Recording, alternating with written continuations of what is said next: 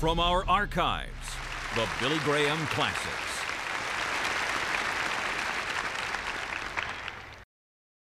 Essa noite desejo que abram comigo no capítulo 17 dos Atos dos Apóstolos. Se tiverem suas Bíblias, e eu espero que tragam suas Bíblias cada noite, no texto se encontra em Atos, capítulo 17, do versículos 16 até o versículo 34.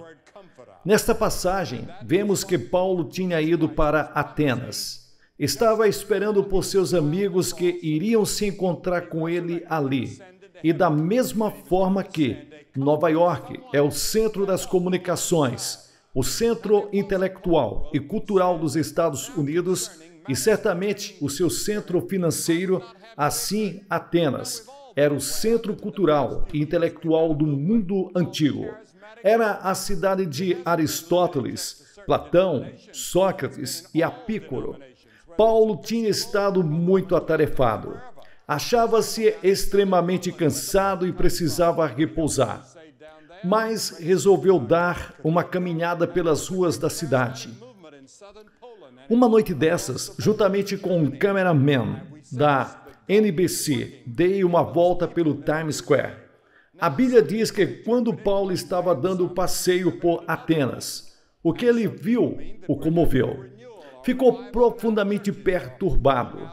E a palavra grega empregada significa que ele se irou, ficou irritado, sentiu-se desafiado, ficou revoltado com o que viu. O apóstolo Paulo viu a corrupção moral e as centenas de ídolos em Atenas. Ao contemplarmos a cidade de Nova York hoje e as demais grandes cidades dos Estados Unidos, vemos o materialismo, o dinheiro, a obsessão do sexo, os prazeres, a ociosidade, as modas, os divertimentos, a ambição. Todas estas coisas que em nossa geração temos transformados em deuses. E foi disso que o apóstolo Paulo se convenceu ao ver tudo o que estava acontecendo em Atenas. E eu lhes declaro que, quando ando pelas ruas de Nova York e quando ando pelas ruas de outras grandes metrópoles do mundo ocidental, também me comovo. Eu me sinto desafiado e às vezes fico irado e fico irritado com o que vejo. Vejo os imensos problemas sociais que não temos resolvido. Aqui mesmo em Manhattan, existem algumas das piores favelas do mundo, lado a lado com alguns dos lugares mais luxuosos de todo o mundo. Vejo os problemas morais da nossa geração. Posso andar pelo Times Square e ver a mais baixa pornografia que se possa encontrar em qualquer parte do mundo, tanto em filmes como em bancas de jornais. E não há nação na história que jamais tenha agasalhado esse tipo de moralidade e tenha escapado ao juízo de Deus. Estamos sob a ameaça do juízo de Deus, a não ser que façamos uma limpeza. Deus não irá fechar os olhos aos nossos pecados. O povo de Atenas havia perdido a confiança em seus deuses. Os americanos também estão perdendo a fé nos seus deuses. Fizemos deuses materialistas. Fizemos da ciência um deus, até que a ciência criou a bomba de hidrogênio. Fizemos do sexo uma deusa, mas com toda a nossa tolerância, ela não nos tem trazido felicidade, paz e alegria aos nossos corações. Temos problemas espirituais. O problema do tédio, o problema da solidão. Quantas pessoas solitárias não há, procurando um amigo no meio de uma grande cidade? Sabem de uma coisa? Jesus só chorou 3 vezes. A Bíblia diz que 3 vezes ele derramou lágrimas. E uma delas foi quando chorou sobre Jerusalém. Ele disse: Jerusalém, Jerusalém, eu poderia ter juntado os seus filhos debaixo das minhas asas, como a galinha ajunta os seus pintinhos. Eu poderia tê-la salvado. Poderia ter resolvido os seus problemas, mas você não me permitiu. Por conseguinte, Jerusalém, você será julgada. Creio firmemente que essa cruzada veio no momento crítico da história dessa cidade e da história dessa nação. E a menos que nossa cidade e nossa nação se arrependam, não seremos poupados ao juízo de Deus. A Bíblia, ela nos fala, cidade após cidade que foi destruída pelo fogo do juízo. Sodoma, Babilônia, Tiro, Sidom, Nínive, por causa dos seus pecados. E os mesmos pecados daquelas cidades são os pecados das cidades americanas e do povo americano hoje. O apóstolo Paulo ficou tão perturbado que, apesar de precisar de descanso, começou a falar com o povo. Se colocou na esquina do Times Square de Atenas e começou a pregar. Dizia ele: arrependam-se dos seus pecados, voltem-se para Deus. Começou a falar de Jesus Cristo. Afirmava: Jesus Cristo, o Filho de Deus, veio ao mundo. Morreu na cruz pelos nossos pecados e Deus o ressuscitou dos mortos. Ele pode trazer luz para a cidade, luz aos seus corações, mudar suas vidas, dar-lhes uma nova motivação, dar-lhes uma razão de viver. Alguns dos intelectuais olharam-no com desdém, acharam graça e zombaram dele. E alguns deles, rindo, disseram: ele é apenas um falador, é um santarrão, não sabe o que está dizendo. Mas alguns elementos da academia ficaram curiosos, queriam ouvi-lo, queriam saber o que ele tinha a dizer. Estavam sempre procurando por algo novo. Por isso, convidaram o apóstolo Paulo para ir ao Areópago, na colina de Marte, e ali lhes falar. E então terem um diálogo com ele e fazerem-lhes algumas perguntas. No auditório havia algumas pessoas interessantes. Os epicúreos estavam lá. Epicuro foi um grande filósofo que tinha vivido 300 anos antes e havia ensinado a licenciosidade, muito semelhante ao que temos agora. Hoje em dia chamamos a isso nova moral. Mas não tem nada de novo. É a velha imoralidade disfarçada em nova moralidade. Se você ler o primeiro capítulo da Epístola aos Romanos, encontrará uma descrição da pretensa nova moral. Os antigos divinizavam suas paixões. Baco era a deificação do desejo. Vênus e Afrodite eram a encarnação do sexo. Marte e Júpiter representavam o instinto de luta, de guerra. Eram deuses da guerra. Hoje em dia, o homem superou a imagem de Baco, mas ainda é governado por seus apetites. O templo de Vênus foi destruído, mas ainda somos dominados pelas paixões. Dispersamos Marte como fruto da superstição, mas os deuses da guerra ainda estão conosco, e o homem continua lutando. Assim, todos os velhos deuses ainda estão por aí. O homem ainda é o mesmo. O homem que viveu há 5.000 anos não mudou. No Madison Square Garden, ele é o mesmo. Veste-se de maneira diferente, fala uma língua diferente, vive de maneira sofisticada e apresenta uma fachada, mas o seu coração é o mesmo.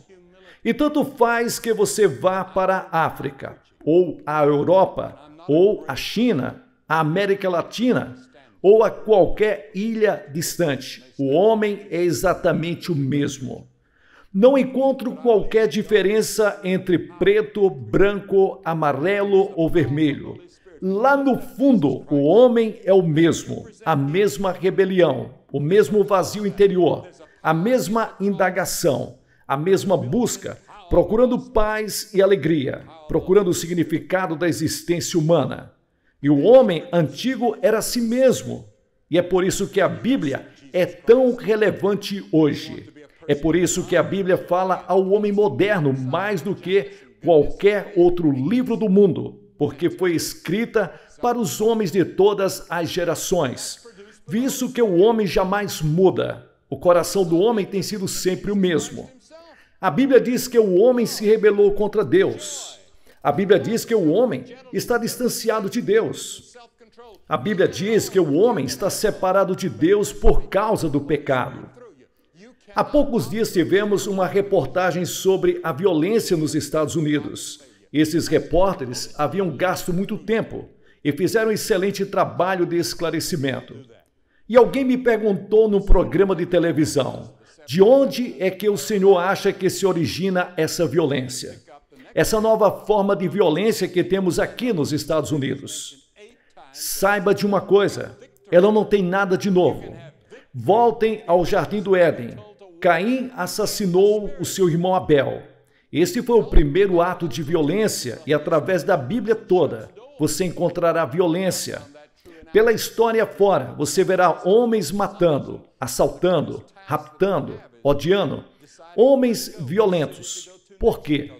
Porque o homem sem Deus é um homem violento. Pode ser culto, mas torna-se um selvagem culto. Um diretor da prisão de Sing Sing disse certa vez que tinha um número suficiente de doutores em filosofia atrás das grades para formar o corpo docente da universidade. Por quê? Porque estamos separados de Deus e sem Deus estamos irrequietos. Não podemos dominar nossas paixões e esta é a razão por que, se os Estados Unidos se esquecerem de Deus, torna-nos ainda mais violentos.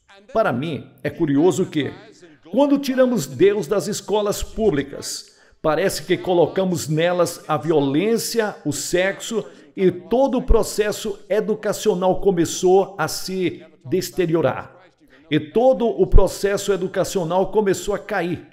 Enquanto honramos a Deus, enquanto ensinamos aos nossos jovens que Deus tinha significação, que o coração era importante, que a oração é importante, que a moral tinha valor. Isso parecia ter um efeito benfazejo. Mas lhes dissemos que a moralidade não tem importância, que a moral é relativa e que a Bíblia não tem mais significado para nós. Nós até lhes proibimos de orar. E então eles disseram que tudo leve para a breca, ou seja, que tudo venha a cair por terra. Agora eles estão se rebelando e nós ficamos perguntando, o que foi que aconteceu? A Bíblia diz, você semeia vento e colhe tempestades. Sim, os epicurreus estavam lá. Eles diziam, divirta-se, coma, beba e se alegre. Lá também estavam os estoicos. Eles eram os líderes intelectuais daquela geração. Sim, os estoicos, os intelectuais, lá estavam para ouvir o apóstolo Paulo, porque, como sabem, ele era um intelectual. Mas Paulo havia sido humilhado por Cristo na estrada de Damasco. Uma luz fulgurante havia brilhado e o apóstolo Paulo havia caído em terra. E humildemente, como uma criancinha, exclamou, quem és tu, Senhor? E o Senhor se revelou a ele, e o apóstolo Paulo, verdadeiro gigante espiritual que era, tornou-se tão humilde como uma criancinha. Jesus disse que, antes de alguém vir a ele, deve arrepender-se dos seus pecados, converter-se e tornar-se como uma criancinha. Era disso que ele estava falando. Você pode ser professor de uma universidade, mas antes de vir a Cristo, precisa se tornar como uma criança. Você precisa ter a mesma fé que a criança tem em seu pai. A Bíblia também diz que os pauradores estavam lá. Mas quem eram eles? Eram pessoas que falavam muito. Eles eram os emocionalistas intelectuais. Não há nada de condenável no entusiasmo e não há nada de errado nas emoções, se ela for orientada no sentido certo e estiver sob controle. Jesus sentiu emoção. Precisamos ter sentimentos em nossa fé. Havia também ali um grupo, ouvindo a Paulo naquele dia, que sinceramente buscava a verdade. Queriam realmente saber de onde vieram, porque estavam ali e para onde estavam indo. Desejavam conhecer a Deus. Paulo então vai pregar o seu sermão. No caminho de subida para a colina de Marte, ele encontrou um altar com a inscrição: ao Deus desconhecido. Porque havia centenas e milhares de ídolos em Atenas, mas havia um Deus que eles não conheciam. E vocês sabem que há muitas pessoas nas mesmas condições aqui esta noite? Você reconhece a existência de Deus? Só o insensato diz em seu coração: não há Deus.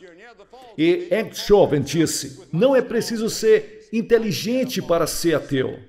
Qualquer ignorante pode negar o sobrenatural. Acho que o general tinha razão. Cremos em Deus, mas não conhecemos a Deus. Você conhece a Deus? Você pode me olhar nos olhos e dizer: eu conheço a Deus? Deus vive em meu coração? Eu falo com Deus? Eu amo a Deus? Deus ouve minhas orações? Conheço-o como meu Senhor, meu Mestre e meu Salvador? Você pode dizer isso? Você sabe algo a respeito de Deus? Você poderá ter um conceito intelectual de Deus, mas realmente não conhece a Deus. Assim é que temos um Deus desconhecido nos Estados Unidos e em várias partes do mundo. O Deus em que cremos, mas ao qual não o conhecemos.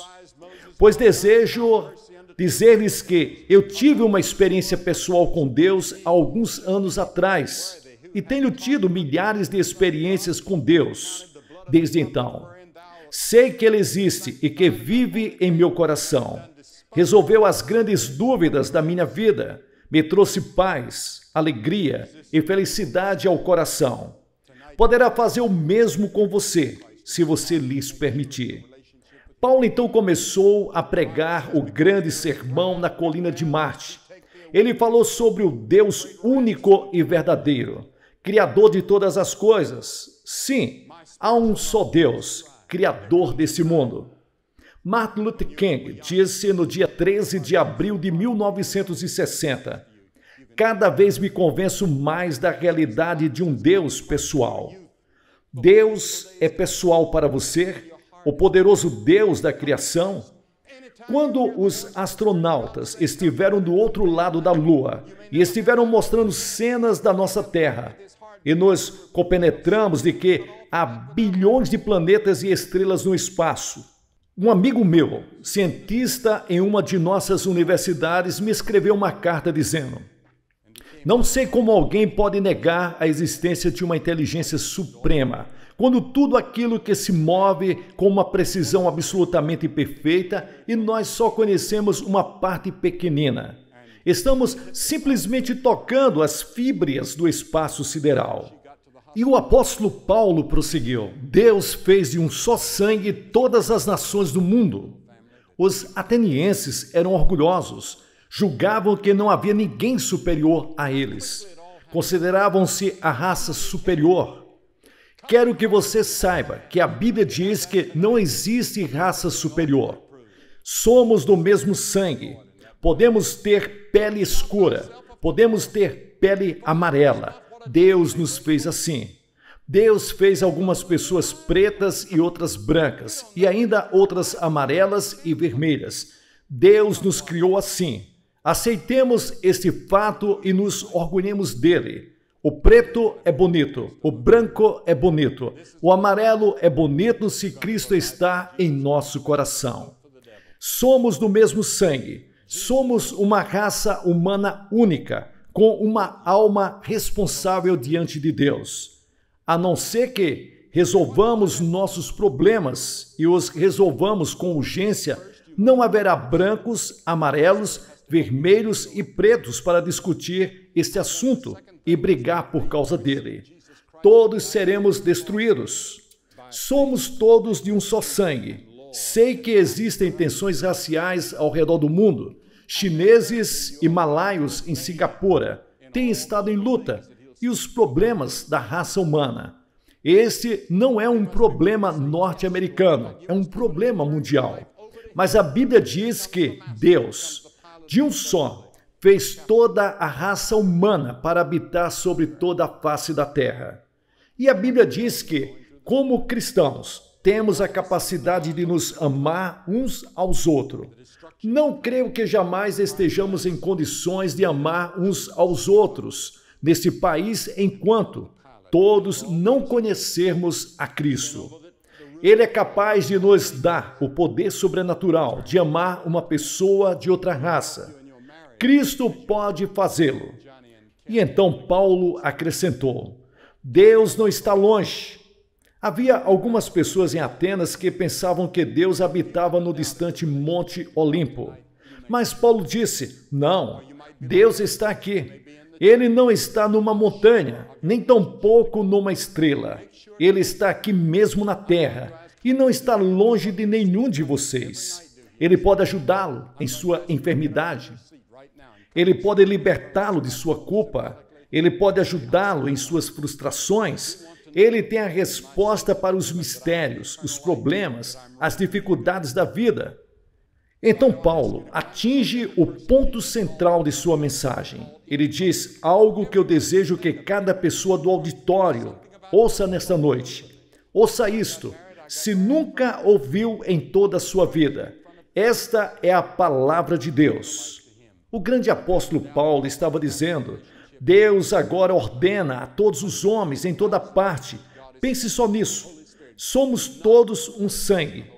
Ele ordena a todos os africanos, a todos os europeus, a todos os asiáticos e a todos os nova-iorquinos, a todos o do norte, do sul, do leste, do oeste. Deus ordena a todos os homens em todo lugar que se arrependam. Deus não diz: eu sugiro que você se arrependa. Ele não diz: eu aconselho que você se arrependa. Ele não diz: eu espero que você se arrependa. Deus diz: eu ordeno que você se arrependa. Desejo então levantar a pergunta esta noite: você já se arrependeu? Deus o exige. Essa é uma ordem de Deus.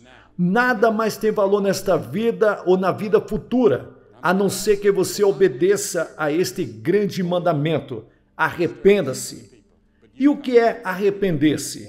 É dar meia volta, é mudar seu modo de pensar, mudar sua conduta, mudar sua ideia sobre Deus, mudar sua ideia sobre você mesmo, mudar sua ideia sobre o próximo, dar meia volta, e isto é arrependimento. Já houve uma mudança em sua vida? A Bíblia diz: as coisas velhas têm que passar, tudo em sua vida tem que se tornar novo. Você deverá tornar-se uma criatura completamente nova em Cristo. Já aconteceu isso com você? Você costuma ir para a igreja? Talvez você creia na regra áurea. Talvez aceite mesmo os 10 mandamentos como seu guia moral. Mas isso não basta. Você precisa se arrepender de todos os seus pecados, todos que estão aqui neste auditório. Tem algo que deve se arrepender. Pense um pouco. Há alguma pessoa neste auditório que não precisa de arrependimento? Não. A Bíblia diz: todos pecaram e carecem da glória de Deus. Existe uma só pessoa sem pecado no mundo? Não. Todos pecaram e carecem da glória de Deus. Portanto, se você pecou, tem alguma coisa de que se arrepender. Porque arrependimento quer dizer que você confessa a Deus que tem pecado. Significa que você está pronto a dizer: ó Deus, tenho pecado, estou pronto a mudar a minha conduta, estou disposto a deixar o meu pecado. E por que é que Deus lhes manda arrepender-se? A resposta está na declaração seguinte do apóstolo: porque Deus lhes manda arrepender-se. Ouça: porquanto estabeleceu um dia. Note, Deus estabeleceu um dia certo, no qual irá julgar o mundo com justiça, por meio de um varão que destinou. Eu sei que nem eu e nem você gostamos de pensar em Deus em termos de ira e cólera e julgamento e inferno. O que acontece é que procuramos refazer Deus para conformá-lo à nossa própria imagem. Procuramos fazer Deus como julgamos que ele deve ser. Isto é idolatria, é criar um próprio Deus segundo o seu gosto. Há um artigo numa de nossas revistas este mês, escrito por um homem que deixou a Igreja Católica. Nesse artigo, ele nega a revelação de Deus na Bíblia. Ele formou um Deus de acordo com a sua própria mente. Não é de admirar que deixasse a igreja. Ele não cria mais no Deus do cristianismo. Há 12 anos, quando estivemos aqui, o bispo James Pink era o deão da Catedral St. John, aqui em Nova York. E o bispo Pink deixou a igreja recentemente. Ele escreveu um artigo sobre razões do seu gesto e pareceu-me que houve 3 apresentadas.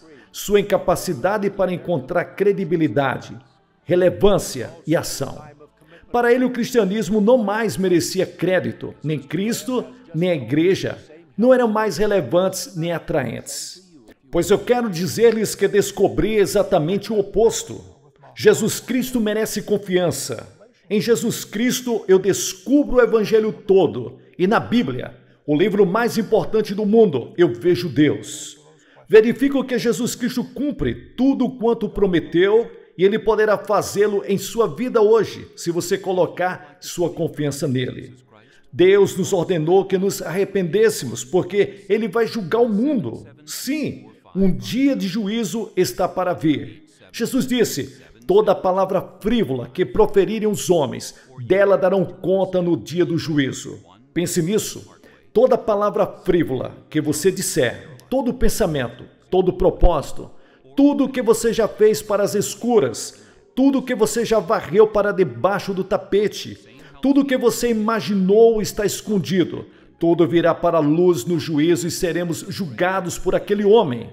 Aquele homem, o Senhor Jesus Cristo. Ele veio da primeira vez como o bondoso Salvador. Da próxima vez, Jesus virá como juiz de toda a terra. E a Bíblia diz que a prova do fato de que Deus vai julgar o mundo é que Ele o ressuscitou dentre os mortos. Você poderá rir. Riram de Noé, riram de Jeremias, riram de Ló, riram de Amós, riram dos apóstolos. Tem rido dos pregadores através dos séculos, quando avisaram do juízo iminente. Mas nem por isso impediram o juízo. O juízo virá. Você terá de enfrentá-lo. Você está pronto? O profeta Amós disse: prepara-te para te encontrares com o teu Deus. Deus o ressuscitou dentre os mortos e por isto o Cristo que lhes apresento esta noite é o Cristo na cruz. Ele morreu na cruz por nossos pecados, derramou seu sangue por nossos pecados e cada vez que tomamos a comunhão em nossas igrejas, lembramos o sangue por ele derramado. Sem o derramamento de sangue, não há perdão para os nossos pecados. Mas este não é o evangelho completo. O evangelho é que Cristo foi ressuscitado dentre os mortos. E agora, tenho boas novas. A morte foi vencida. Cristo está vivo. Ele irá voltar, irá estabelecer o seu reino. Esta é a mensagem que Paulo pregou naquele dia. E o que aconteceu? Exatamente a mesma coisa que irá acontecer aqui hoje. Houve uma tríplice reação. Primeiro, alguns riram e zombaram. O segundo grupo disse: a respeito disso te ouviremos noutra ocasião. Queremos pensar no assunto. Protelaram a decisão. E isto é perigoso, porque você poderá nunca mais ouvir essa mensagem do Evangelho. E é perigoso porque, mesmo que ouça, o terreno do seu coração poderá estar diferente, porque você só pode ver a Deus quando o Espírito Santo o atrair. Milhares de pessoas em todo o mundo estão orando por esta reunião. Seu coração foi tocado de maneira estranha e desafiado e convencido e perturbado esta noite. E a Bíblia diz: hoje é o tempo oportuno, hoje é o dia da salvação. A Bíblia previne que você pode endurecer o coração. Por isso, você deve ver e fazer agora a entrega da sua vida a Cristo, enquanto o Espírito de Deus está falando. Você poderá nunca mais estar tão perto do reino de Deus novamente. Depois, houve alguns que riram. Alguns de vocês vão sair daqui rindo, escarnecendo e dizendo: que tolo. Alguns de vocês dirão: eu gostaria de pensar no assunto por mais uns dias. Outros farão a sua decisão hoje, e foi isso que aconteceu quando Paulo pregou o seu grande sermão. Eu li hoje no jornal Daily Trend de Londres um slogan, e é o seguinte: você não pode mudar os fatos, mas pode mudar de opinião. Quando a Apollo 2 for levada para a plataforma de lançamento, irá numa velocidade de menos de 2 km por hora. Mas quando for disparada, alcançará a velocidade de 38.400 km por hora. Mas aqueles primeiros 2 quilômetros levarão 1 hora para chegar para a plataforma de lançamento. Hoje, você se dirige para a plataforma de lançamento e talvez tenha de se movimentar vagarosamente e vacilantemente. E sua fé poderá ser pequenina, porém, essa fé está firmada na pessoa do Senhor Jesus Cristo. Na semana passada, milhares de estudantes universitários foram para a frente para receber seu diploma publicamente. Eu desejo convidar você a vir para a frente essa noite para receber a Cristo publicamente. Permita que Ele perdoe seus pecados. Deixe-o entrar em seu coração e lhes dá uma nova vida, e uma vida em uma nova dimensão. E saia daqui hoje, sabendo que o seu nome está escrito no livro da vida. Saia daqui, sabendo que nunca terá de enfrentar o juízo. Sabendo que todos os seus pecados estão perdoados. Sabendo que irá para o céu ao morrer, com um novo poder para enfrentar os problemas e as dificuldades da vida. Vou convidar centenas de vocês a que deixem os seus lugares neste grande estádio, onde quer que estejam, e venham. E fiquem aqui em frente desta tribuna.